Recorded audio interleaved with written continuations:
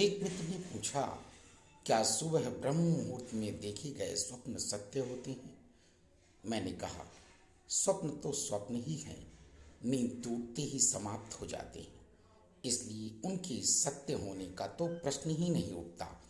पर चेतना अवश्य परम सत्य है, इसलिए कभी कभी ब्रह्म मुहूर्त में देखा गया स्वप्न सत्य हो जाता है।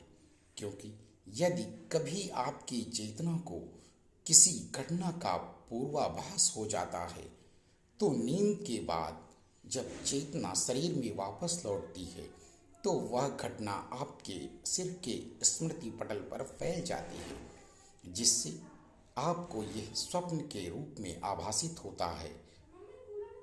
होता हर स्वप्न में यही है, पर चूंकि ब्रह्म मुहूर्त में चेतना की जागृति का समय होता है, इसलिए कभी कभी जब चेतना को किसी घटना का पूर्वाभास होता है, तो वह आपको स्वप्न के रूप में आभास करा देती है। पर बाकी ज़्यादातर तो स्वप्न आपके मन की ही कल्पना है, जो नींद के समय ही नहीं, जागृत अवस्था में भी स्वप्न ही होते हैं।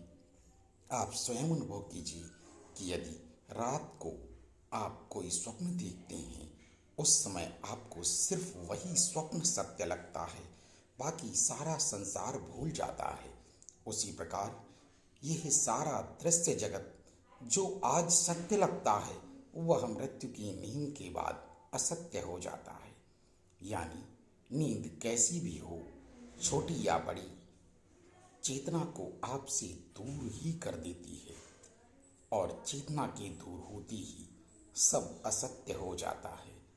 इससे यह सिद्ध हो जाता है, एक चेतना ही सत्य है, बाकी सब स्वप्न है, असत्य है।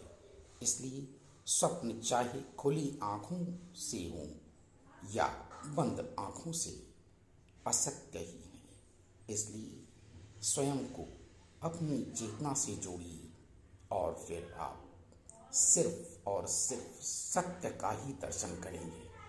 स्वप्न स्वतः ही तिरोहित हो जाएंगे। राधे राधे। नमो